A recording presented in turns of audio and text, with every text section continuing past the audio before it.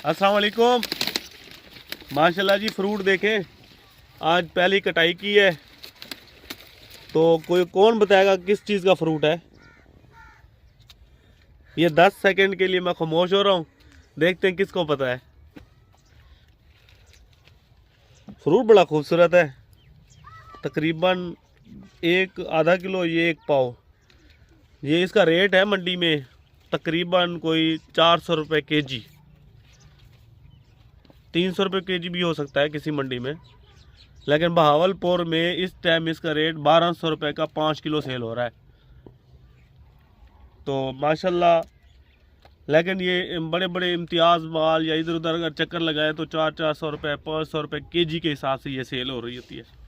तो इसका फ्रूट का किसी को पता है? नहीं है तो हम बताते हैं। ब्रोकली, माशाल्लाह ये जोड़ों के दर्द के लिए मुफीद।